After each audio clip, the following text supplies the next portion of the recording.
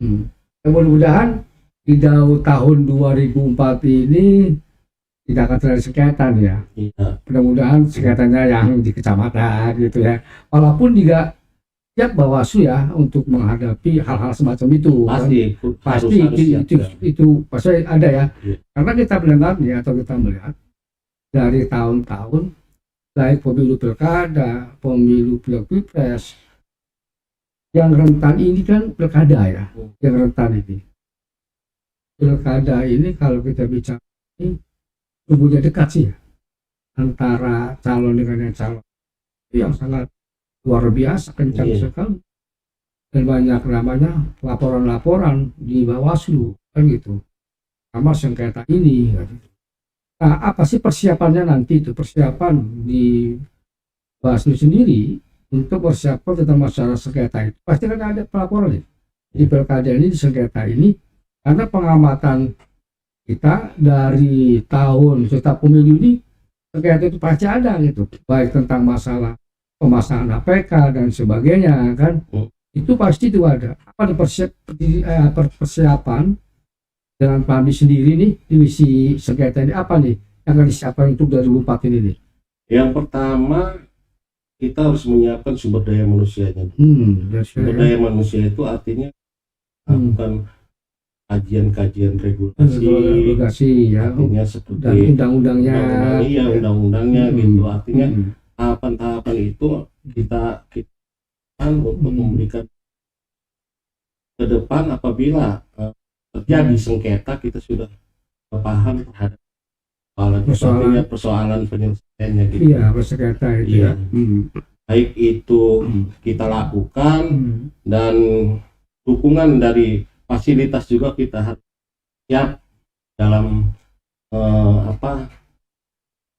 pembenahan untuk mediasi itu ininya jalannya mediasi kita juga harus disiapkan itu.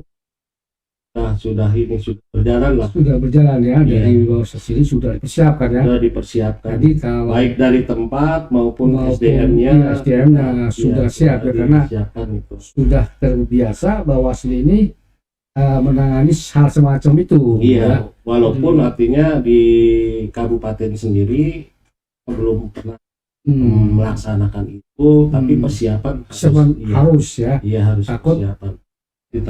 Terjadi hal semacam itu kan, sudah siap untuk berperan gitu. Sebagai badan Bawaslu ini harus siap. Iya, siap. Takut nanti ada yang lapor gitu, Bawaslu tidak siap kan. Jadi gini Pak, artinya mentang-mentang kita artinya tidak ada persoalan itu, kita leha-leha untuk santai segala.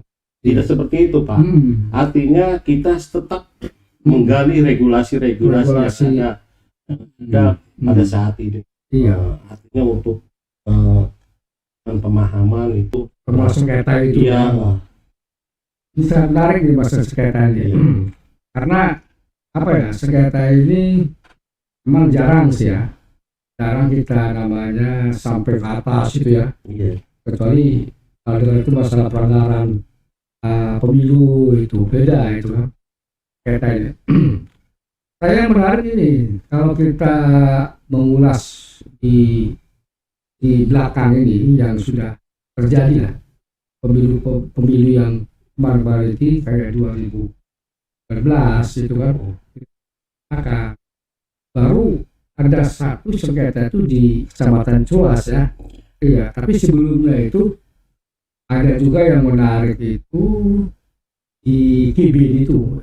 Tapi Pak, persoalan sengketa antar peserta itu di 2019 itu juga sudah Bawaslu kecamatan sudah melakukan ya, hasil cuman artinya pada saat itu regulasi belum ada. Karena 2019 itu regulasi yang muncul tentang mengatur sengketa cepat itu ada di Perbawaslu 5 itu. Namun lahirnya Perbawaslu itu sudah tahapan sudah selesai. Ya, makanya pada waktu itu Bawaslu kecamatan menyelesaikan sengketa itu, artinya hanya musyawarah, tidak terdokumentasikan gitu, artinya tidak tercatat dengan ini gitu. Dengan secara musyawarah. Artinya Kalau di Perwaslu ini menariknya diatur di pasal 62 itu tentang sengketa antar peserta itu sendiri. Makanya Panwaslu Kecamatan melakukan itu dengan atas dasar pedoman penyelesaian antar peserta itu di pasal 62 itu. Kita bahas yang terjadi aja nih. Iya. Kalau 2004 kan dilaksanakan. Iya. Tapi persiapan perlu. Iya, persiapan harus. Karena itu yang namanya bahwa persiapan lebih matang. Iya. Umpamanya ada orang yang datang melapor baik sudah siap tempur Iya. atau siap dilaksanakan. Nah, di Bawaslu sendiri ada nggak selain di Kecamatan Ciluas permasalahan itu? Kalau untuk yang kemarin itu yang di 2020 itu tidak ada.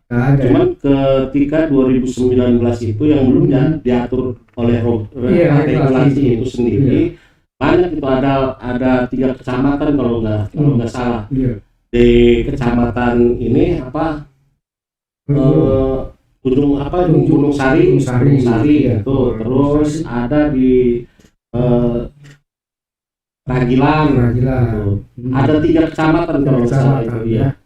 Cuman itu selesai dengan musyawarah. Iya, dilakukan musyawarah ya. Walaupun pada saat itu regulasi belum ada. Tetap dijalankan ya. Sesuai dengan toksinya. Iya. Dijalankan oleh kecamatan masing-masing ya. Iya. Yang terjadi ada sengketa itu. Biasanya di kecamatan nih. Iya. Bisa melaksanakan sengketa. Kan sengketa cepat itu kan. Nah, kalau sekarang kan namanya sengketa cepat itu ya. Kalau dulu mah belum ada gitu. Belum ada namanya gitu. Kita namanya cuma mendengar ya, padahal nggak diatur ya di itu ya. Tapi tetap kalau artinya setiap persoalan itu harus diselesaikan. Harus ya. Kalau nggak selesai, terus Bawaslu ada nggak kena sanksi umpamanya? Contoh banyak ada sengketa nih. Iya. Diabaikan oleh Bawaslu nih. Ada yang melapor tidak dilaksanakan atau umpamanya di kecamatan sengketa umpamanya. Ya tentu ada sanksinya. Ada sanksinya. Sanksi ini administrasi ya. Dari Bawaslu ya. Bawaslu karena apa? Di kecamatan juga harus dilaksanakan seperti itu. Kalau umpamanya ada yang sengketa, sesuai dengan lokusnya, karena begini nih Pak Habib. Masyarakat ini ketidaktahuannya di pada kecamatan itu datang melaporkannya itu di Bawaslu pada terang. Kan itu ada nggak semacam itu? Langsung di Bawaslu pada terang, tidak di kecamatan gitu. Sementara ini belum ada ya. Jadi masyarakat ini sudah melihat bahwa situ ada 14 kecamatan yang siap melayani namanya laporan apapun di situ ya. Mudah-mudahan 2004 juga macam itu dilaksanakan juga ya. Tentu harus siap. Ya, harus siap sebagai Bawaslu sebagai kecamatan. Nah, yang tariknya ini di Bawaslu kan enggak namanya menjaga sengketa selain kecamatan itu. Yang kemarin itu ada yang lapor ke sini tentang masalah sengketa, lalu dilaksanakan oleh Bawaslu. Ada yang melapor sengketa. Kalau yang melapor itu yang kemarin itu ada ya, cuman artinya tidak lama ya. Waktunya sudah. Karena gini, perlu kita pahami dalam proses sengketa ini, artinya ketika putusan KPU baik berita acara maupun itu tidak ditetapkan itu 3 hari kerja Pak. Setelah ditetapkan itu 3 hari ya. Hanya 3 hari itu selamat paling lambat itu 3 hari. Karena diatur ya. Karena diatur di pasal kalau nggak salah ya di pasal 21 ya. Pasal 21 ya di pasal 21 itu Pak. Di pasal 21 itu paling lama itu 3 hari. 3 hari ya. Kalau pokoknya lebih 3 hari itu udah kadaluarsa. Kadaluarsa ya. Karena itu spesialis ya. Tidak ada suatu nama seperti 3 hari itu 3 hari kerja Pak. 3 hari kerja ya. Hitungannya. Itu Nah, di pasal 21 itu juga menjelaskan di poin 3-nya Pak. Di poin 3 kalau Bapak buka di ini Perbawaslu 2 itu ya. ada di pasal 21 di poin 3 itu dijelaskan jamnya juga ya. Berarti detail juga ya. Detail juga ya. Iya. Di pasal 21 poin 3 ya. Artinya apa saya ini biar ya artinya dari jam 8 sampai dengan jam 16 itu sampai jam 4 lah. Sampai jam-jam juga. Iya, jam penerimaannya itu. Hari keduanya juga seperti itu. Terus hari ketiga jam menariknya itu di jam 8 sampai dengan jam 12 malam, Pak. Sampai jam 12 malam ya. Ya kita tunggu itu. Harus kita Bawaslu standby ya, harus luar biasa di Bawaslu nih. Iya. Artinya siap menjalankan tugas negara ya. Karena kalau nggak sampai dilaksanakan kita juga pasti kena juga kan. Iya. Dilaporkan oleh KPP sebagainya. Iya, makanya di hari ketiga itu kita harus siap standby juga ya. 24 jam ya. Menunggu ya. Iya. Menunggu artinya laporan ini. Laporan. Kalau umpamanya malam-malam umpamanya tidak ada Bawaslu-nya, nanti juga apa kata yang melapor itu Bawaslu nggak ada umpamanya gitu ya. Makanya Bawaslu ini siap standby. Standby harus siap. Ya, 24 jam kali ya. Bawaslu luar biasa di Bawaslu ini. Sehat selalu di Pam ini. Yang sampai sakit nanti. Amin. Sesuai gemuk di Pam ini. Iya. Walaupun pandemi juga selalu. Ya, intinya bersyukur, Pak. Bersyukur ya. Iya. Jangan cuma di bawah saja di gemuknya nih. Iya. Jadi gebuk begini nih. Tidak sengketa kan? Kalau Badan Mah nggak ada sengketa. Nggak ada ya. Tersengketakan gitu. Terus gini lagi Pak. Penjelasannya kita tambahin lagi dalam penerimaan itu juga baik secara langsung kita menerima baik melalui aplikasi SIPS ya. Oh iya. SIPS. Artinya itu untuk mempermudah si pemohon untuk melakukan permohonannya ke Bawaslu itu melalui aplikasi SIPS itu yang terbitan Bawaslu RI. Itu juga membantu, artinya membantu Bawaslu untuk memudahkan peserta pemilu yang merasa dirugikan dengan atas dasar berita acara atau SK yang dikeluarkan oleh KPU itu sendiri. Untuk melaporkan sengketa itu apa bawa barang bukti untuk melaporkan? Ya tentunya kalau ini harus melampirkan itu. Yang pertama kalau dia dirugikan melalui berita acara, ya berita acaranya itu harus dilampirkan. Kalau memang dia pada saat datangnya itu biasanya didampingi oleh advokat ya. Advokat pendampingan. Itu pendampingan itu harus boleh. Harus itu juga harus jelas Pak. Identitasnya. Jadi advokat ini ada namanya surat tugas dari calon itu dilampirkan bahwa ini benar pendamping dari si pelapor itu ya. Keterangan bahwa dia advokat itu harus dilampirkan. Supaya jelas. Sama identitas ininya, identitas. Setelah pelapor itu ya, contoh hari ini lapor gitu.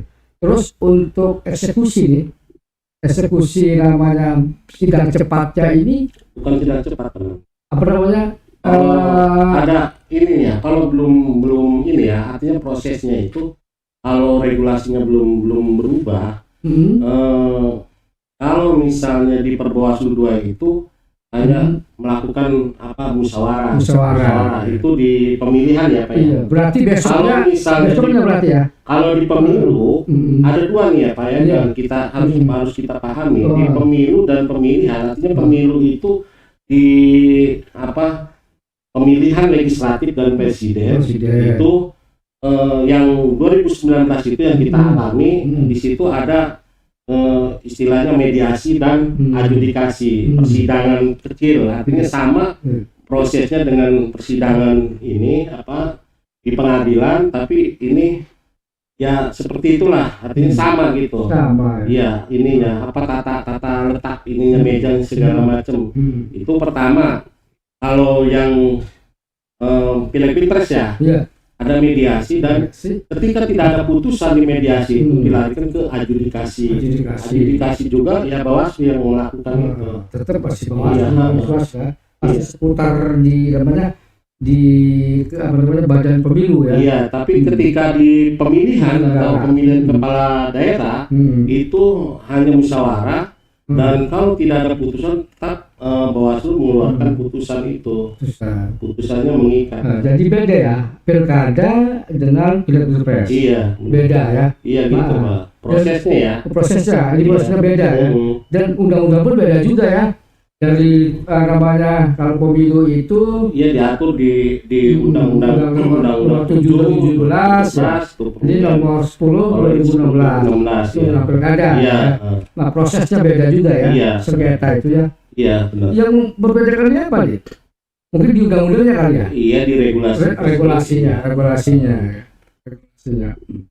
Jadi Pak Habib ini walaupun bukan namanya lulusan dari hukum juga ya memahami tentang masalah sengketa. Iya tadi itu Pak, artinya kita jangan tinggal diam. Artinya ketika kita perlu memahami itu, kita perlu belajar dan belajar. Ya, dan intinya itu aja Pak, belajar dan belajar menggali apa yang kita tidak tahu menjadi kita tahu. Dengan yang itu boleh juga jadi paham ini. Jadi narasumber yang memahami masalah ya sedikit memahami lah ini ya. Sedikit memahami Pak. Terlalu tinggi kalau memahami. Kalau Pak Habib sudah lama kayak di Bawaslu ini. Beberapa tahun di Bawaslu. Kalau untuk di Bawaslu sih lama, cuman jadi semenjak Mas kali ya. Iya, cuman konteks ini mempelajari ini kita hanya di 2019 aja Pak. 2019 sekarang. Oke Pak Habib, terima kasih nih berbincang-bincang masalah sengketa luar biasa nih untuk bagian Serang ini. Sampaikan tadi Pak Hamdi, sengketa di Kecamatan Culas dilaksanakan pun dengan cara musyawarah ya. Kita dengan lokus ya. Mudah-mudahan di tahun 2004 ini tidak sengketa. Walaupun tidak sengketa juga Bawaslu siap untuk menangani sengketa kan gitu ya. Bawaslu itu siap walaupun sampai malam tetap ditunggu. Ini Bawaslu, luar biasa di Bawaslu. Terima kasih Pak Hamdi sudah datang ke sini dan sudah ramai menjelaskan tentang masalah sengketa di podcast Rabu Bawaslu ini. Mudah-mudahan ini manfaat dan bisa diterapkan nanti tahun 2024 ini pemilu serentak, pilkada, pilpres yang kita akan hadap bersama oleh Bawaslu selalu jaya. Bawaslu siap untuk standby untuk menangani semacam sengketa maupun pelanggaran. Kita akan kembali lagi di episode berikutnya. Terima kasih Pak Hamdi. Terima kasih. Semoga sehat selalu.